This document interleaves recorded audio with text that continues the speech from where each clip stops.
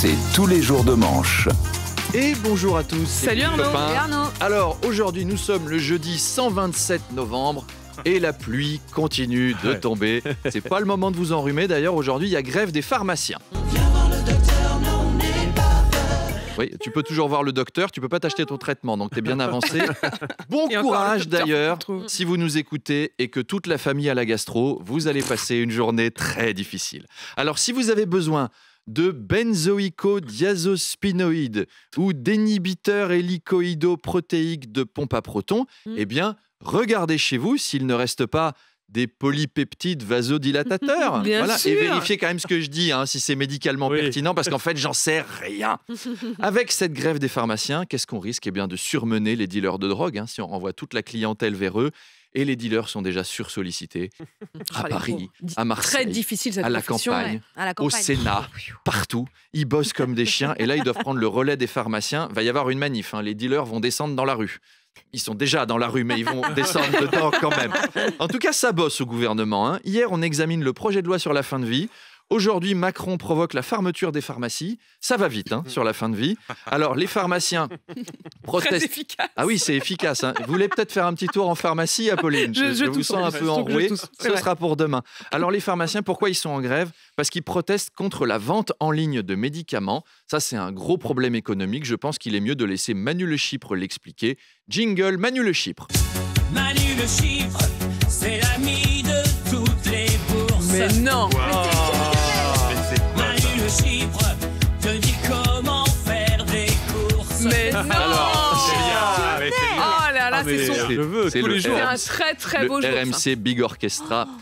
Oui, alors donc la vente en ligne de médicaments, eh bien c'est un problème pour tous les pharmaciens. Et c'est vrai que depuis 25 ans, on reçoit peut-être 40 fois par jour des mails Free Viagra for you, Buy Viagra, Only Discount Viagra and Penis and Largeur, et tout le monde en a marre, même si je peux rassurer les pharmaciens.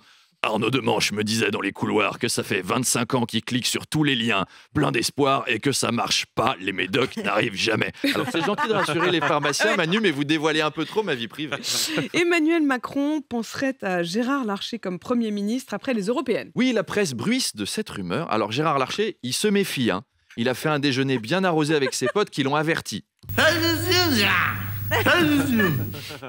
Alors pourquoi Gérard Larcher Premier ministre ? Car Emmanuel Macron n'a pas la majorité à l'Assemblée, donc il doit faire des alliances avec la droite pour faire passer ses lois, donc autant nommer un Premier ministre de droite directement. Et oui, chers auditeurs, car avec Apolline Matin, vous voyez, on apprend, c'est amusant.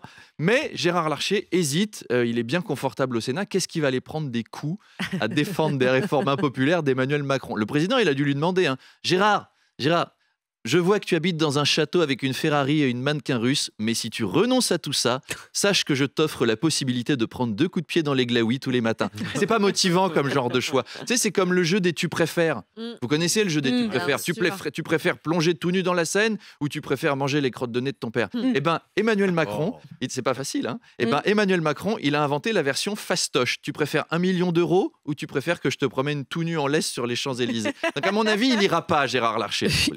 Hier, l'Assemblée nationale a voté pour l'exclusion à 15 jours du député Sébastien Delogu qui avait brandi un drapeau palestinien à l'Assemblée, un vote assis debout. Oui, et alors il y a eu un truc, c'est-à-dire que Yael Braun-Pivet, la présidente de l'Assemblée, a demandé donc ceux qui sont pour l'exclusion, levez-vous. Ok, rasseyez-vous. Maintenant, ceux qui sont contre, levez-vous à votre tour. Et là, il y a un député qui a dit et moi, comment je fais ? Et effectivement, il y en a un qui est paraplégique, il est en fauteuil. C'est le député Sébastien Pétain. Yael Braun-Pivet, elle a fait une François Feldman au Téléthon, si vous voulez. Vous vous souvenez de François Feldman quand il a crié au myopathe Allez, tout le monde debout dans le fond, là-bas. Et il aurait fallu quelqu'un pour le porter, le député comme dans Le Roi Lion, c'est il faut prendre en compte le handicap. On ne demande pas à Damien Abad allez, on va faire un vote à main levée. Bah oui, mais moi, comment je fais ?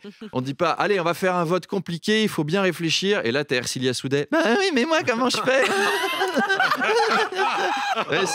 C'est le genre de truc, il faut être équipé quand même. Donc,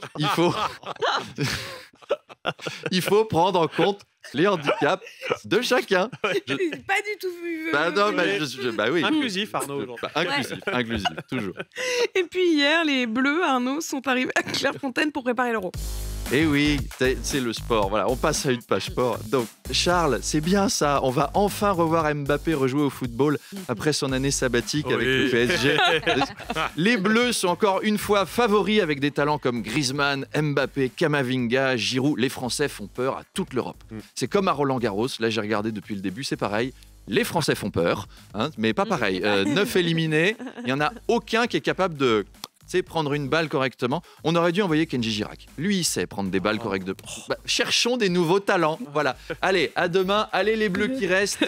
Gros bisous. Oui, mais moi, je veux quand même réécouter La chanson. Manu le chiffre, c'est l'ami de toutes les bourses. C'est exceptionnel. Manu le chiffre, C'est exceptionnel. Non mais demain, jingle à 6h20, Ah, 7h20. j'adore. Manu le J'adore, je le veux. Jingle, Je le veux, jingle. ce jingle. Mon invité ce matin, c'est l'historien Vincent Lemire. Il est spécialiste du conflit israélo-palestinien et de la ville de Jérusalem. Et oui, maître de conférence en histoire, spécialiste de l'histoire du conflit israélo-palestinien, spécialiste de l'histoire de Jérusalem. Moi, en histoire, j'ai eu 6 au bac. Donc, je l'annonce, je vais avoir un peu de mal à commenter son travail, vu que j'ai jamais vraiment pratiqué la discipline à haut niveau, même si ça veut rien dire. Je veux dire, Pierre Ménès a bien commenté du foot pendant des années, donc c'est pas forcé. Vincent Lemire nous expliquera, entre autres, où en est la France dans ce conflit. De plus en plus de voix s'élèvent pour que la France examine la reconnaissance de l'État de la Palestine. Alors, moi, j'ai regardé des photos, je l'ai examiné aussi, l'État de la Palestine. Eh ben, mauvais état général, la Palestine. On va pas se mentir, je suis pas un spécialiste, mais dans l'état où elle est, il y a plus grand-chose à reconnaître. Manu Le Chypre nous parlait hier de l'effondrement de l'immobilier à Paris. Eh ben, à Rafah, c'est pire. Voilà, c'est rien du tout à côté de Rafah. C'est plus la bande de Gaza, si vous voulez, c'est la bande de Grava. Alors, elle pique un peu, mais elle est un peu vraie. Alors, si la France reconnaît la Palestine à moyen terme, ça devrait vouloir dire qu'on va y ouvrir des ambassades. Je ne sais pas s'il y aura beaucoup de candidats. À mon avis, c'est là qu'Emmanuel Macron va envoyer les ambassadeurs qu'il n'aime pas. Ils seront punis.